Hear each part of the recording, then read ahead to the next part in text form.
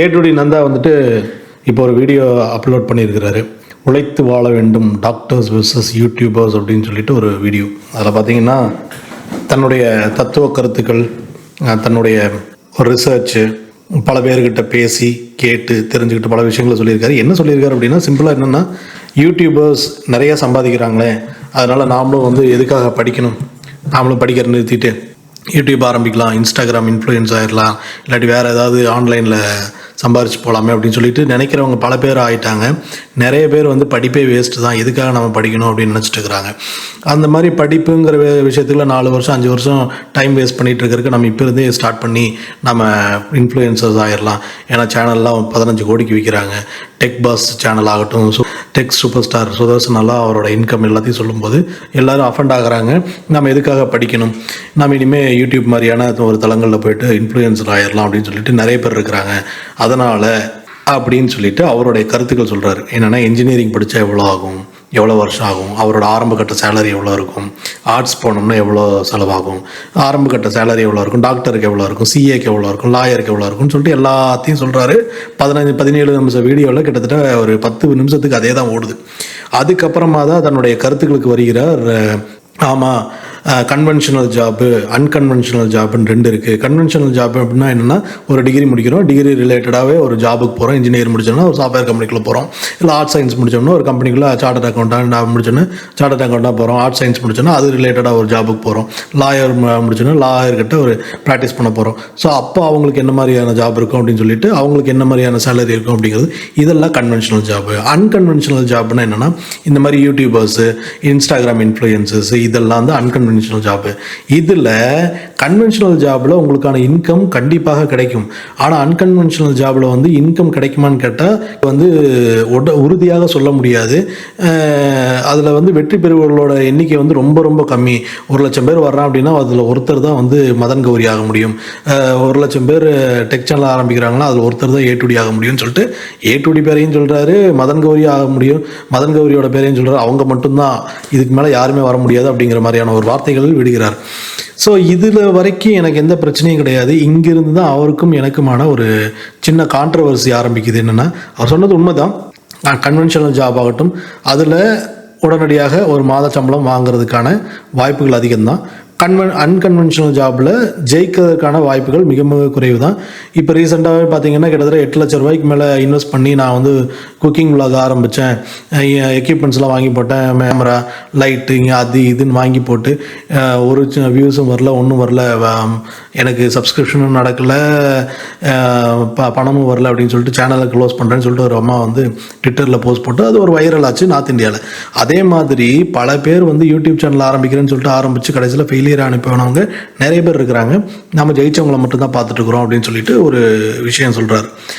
So இப்போ இந்த unconventional ஜாப்லேயும் conventional ஜாப்லேயும் இது எல்லாத்தையுமே அவர் சொல்லும்போது நான் மிக முக்கியமாக கவனித்தது, நிறைய பேர் ஜெயித்தவங்களை பார்த்தப்போ ஜெயிக்காதவங்களையும் பார்த்தப்போ இருக்கிற எனக்கு மிக முக்கியமாக தெரிஞ்ச ஒரு விஷயம் என்னென்னா, கவனித்த ஒரு விஷயம் என்ன அப்படின்னா, அவங்களோட பேக்ரவுண்ட், கன்வென்ஷனல் ஜாபோ அன்கன்வென்ஷனல் ஜாபோ எதுவாக இருந்தாலும் உங்களுக்கு பணம் மிக மிக அவசியமான ஒரு விஷயம். அது பணம் தர்றது மாதிரியான ஒரு தைரியத்தை இந்த உலகத்தில் யாருனாலையும் தர முடியாது. நீங்கள் உங்களோட ஃபேமிலி பேக்ரவுண்டு ஒரு நல்ல ஒரு பேக்ரவுண்ட் இருக்குது, உங்கள்கிட்ட சொத்து பத்து இருக்குது, அப்பா தாத்தா பாட்டன் சொத்து ஒரு 2 தலைமுறைக்கு 3 தலைமுறைக்கு உட்காந்து அழித்தாலும் அழியாத அளவுக்கு ஒரு சொத்து இருக்குது அப்படின்னா நீங்கள் என்ன வேணாலும் பண்ண முடியும், நீ தைரியமாக பண்ண முடியும். சிம்பிளாக சொல்கிறேனே, ஒரு 5 கோடி ரூபா உங்கள்கிட்ட சொத்து இருந்ததுன்னா அதை இன்றைக்கி வந்து அக்கௌண்ட்டில் போட்டு வச்சிங்கன்னு வச்சுக்கோங்களேன், பேங்க் அக்கௌண்ட்டில் போட்டு வச்சிங்கன்னா மாதம் 3 லட்ச ரூபா வட்டி. அந்த 3 லட்ச ரூபா வட்டியில் நீங்கள் மிகச்சிறப்பான ஒரு வாழ்க்கையை வாழ்ந்துட முடியும். அது பாட்டுக்கு அது போயிட்டே இருக்கணும். நீ மீதி இருக்கிற ஒரு 1 லட்ச ரூபாயோ 2 லட்ச ரூபாயில ஒரு இன்வெஸ்ட்மெண்ட்டை போட்டுட்டு ஏதோ ஒரு மிஷினை வாங்கி போட்டுட்டு பேருக்கு ஒரு யூடியூப் சேனல் ஆரம்பித்து ரன் பண்ணுறவங்க எத்தனையோ பேர் இருக்காங்க.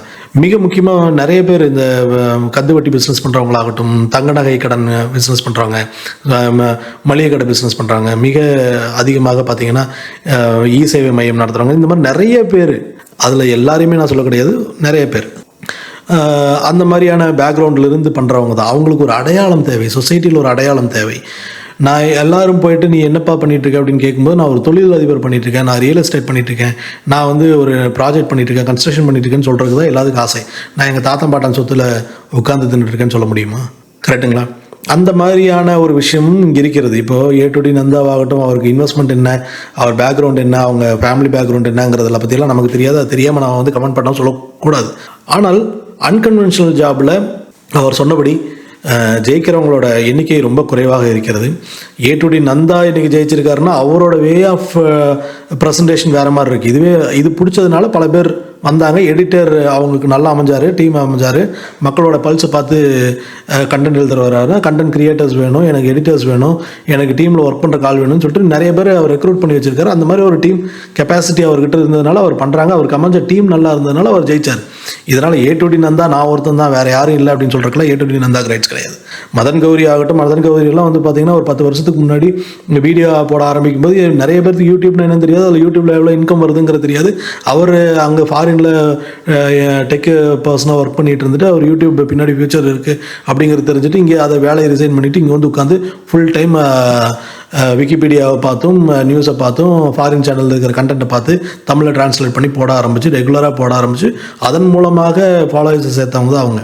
இன்றைக்கி அதற்கான வாய்ப்புகள் இருக்கா இல்லையா அப்படிங்கிறத பற்றி யோசிக்கும்போது இன்னமும் வாய்ப்புகள் இருக்கிறது, வாய்ப்புகள் நிறையா இருக்குது. உலகம், இந்த டெக்னிக்கல் உலகமாகட்டும், இந்த மீடியா உலகமாகட்டும், எல்லாருக்கும் வாய்ப்புகளை வாரி வழங்கி கொண்டு தான் இருக்கிறது முயற்சி செய்பவர்களுக்கு.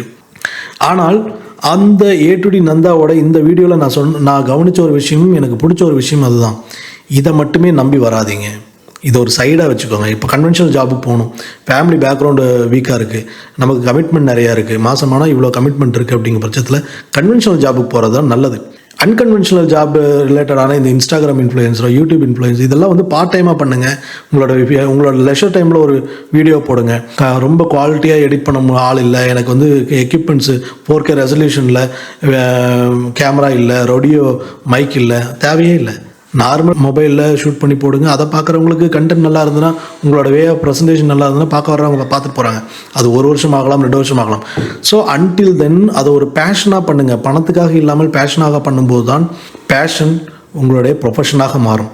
அந்த ப்ரொஃபஷனாக மாறி என்னைக்கு நீங்கள் ஒரு 10,000 சம்பாதிக்கிறீங்க, 10,000க்கு ஒரு கமிட்மெண்ட்டுக்குள்ளே வாழ்க்கையை வாழ்ந்துட்டு இருக்கிறீங்க, அப்போ இந்த மாதிரியான ஒரு யூடியூப் போன்ற ஒரு இன்ஸ்டாகிராம் போன்ற ஒரு தளத்திலிருந்து மாதம் 10,000 வருமானம் வருது அப்படிங்கும்போது, ஸ்டடியாக வருது அப்படிங்கும்போது இதை மெயின் ஃபோக்கஸாக பண்ணிவிட்டு இந்த பக்கம் போங்க. அது வரைக்கும் அன்டில் தென் அன்கன்வென்ஷனல் ஜாப் அப்படின்னு சொல்லிட்டு இந்த மாதிரியான தளங்களுக்கு வருவதை இளைஞர்கள் தவிர்க்க வேண்டும் அப்படிங்கிறது தான் நான் சொல்ல வர்றது. ஏ.டி. நந்தாவோட வீடியோவில் எனக்கு இருந்த கருத்து என்னென்னா, அவர் தேவையில்லாமல் ஏ.டி. நந்தா நான் ஒருத்தன் தான், மதன் கௌரி ஒருத்தன் தான், அதுக்கு மேலே யாரும் வர முடியாதுன்னு சொன்ன கருத்துக்கு என்னால் உடன்பட முடியவில்லை. ஆனால் அவர் சொன்ன மாதிரியான ஒரு பக்கம் கன்வென்ஷனல் ஜாபில் இருந்துட்டு அன்கன்வென்ஷனல் ஜாப் மூலமாக ஒரு வருமானத்தை ஈட்ட முயற்சிப்பது, 1க்கு 2ஆன ஒரு வருமானத்தை ஈட்ட முயற்சிப்பது உண்மையிலேயே வரவேற்கத்தக்கத ஒரு விஷயந்தான். ஏ.டி. நந்தா இதுக்காக ஏகப்பட்ட பேர் சர்ச் பண்ணார், சிஏவை பார்த்தாரு, ஆர்ட்ஸ் காலேஜில் போய் கேட்டாருன்னு கிட்டத்தட்ட ஒரு 10-12 நிமிஷத்துக்கு ஒவ்வொரு கோர்ஸை பற்றியும் சொன்னதெல்லாம் என்னென்னா, கடைசியாக ஒரே ஒரு வரி வர்ற ஒரு நாள் இது மேலே வரும், அப்போ அந்த ரூட்டை விட்டுட்டு இந்த ரூட்டுக்கு வந்துடு. இதுக்காக தான் இந்த ஒரு வரியை சொல்கிறதுக்காக விக்ஸுங்கிறத தான் சுற்றி எழுதியிருக்கிறாரு ஏ.டி. நந்தா.